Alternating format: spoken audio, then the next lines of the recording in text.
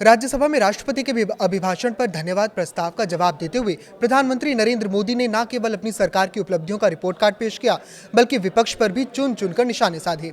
PM Modi ने अपने शुरुआती भाषण की एक बड़े विजन के साथ की, जिसमें उन्होंने कहा कि दुनिया अब द्वितीय विश्व युद्ध के बाद बनी पुरानी व्यवस्था से निकलकर एक न्यू वर्ल्ड ऑर्डर की ओर बढ़ रही है और इस नए दौर में भारत अब पीछे रहने वाला देश नहीं, बल्कि नेतृत्व करने वाली शक्ति बन चुका है।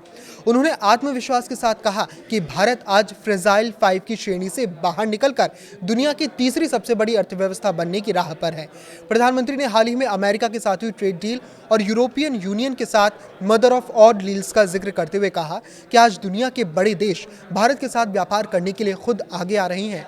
उन्होंने कांग्रेस और विपक्ष पर तंज कसते हुए कहा कि पहले ऐसी स्थिति क्यों थी कि कोई देश भारत के साथ समझौता करने को तैयार नहीं था। उन्होंने चुटकी लेते हुए भी कहा कि आपने भी बहुत कोशिश की होगी, पीछे बहुत चक्कर लगाए होंगे, लेकिन तब किसी ने आपकी तरफ देखा तक नहीं था। पीएम ने दावा किया कि आज दुनिया हमारे उद्यमियों और एमएसएमई नेटवर्क को बराबरी की नज़र से देख रही है और इन युवाओं के लिए वैश्विक बाजार के दरवाजे खुल गए हैं।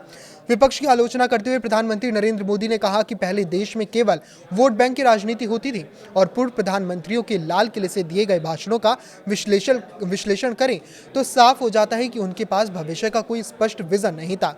उन्होंने कहा कि पिछली सरकारों की गलतियों को ठीक करने में ही बहुत सारी ऊर्जा लग रही है।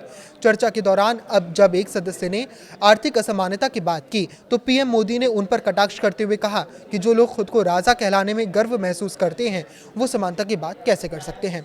अपने संबोधन के आखिर में पीएम मोदी ने साफ कर दिया कि कोविड के बाद बदली हुई दुनिया भारत को भरोसे और उम्मीद की नजर से देख रही है।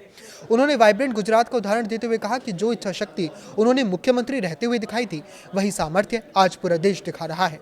उन्होंने विपक्ष को घेरे में लेते हुए कहा कि सदन में चर्चा का स्तर ऊंचा होना चाहिए था, लेकिन विपक्ष ने ये मौका गवा दिया, जिससे जनता का उन पर भरोसा और भी कम होगा। इस पर आपकी क्या राय है, हमें कमेंट करके जरूर बताएं। लाइक करें, शेयर करें और इसी तरह जुड़े रहें। नमस्कार।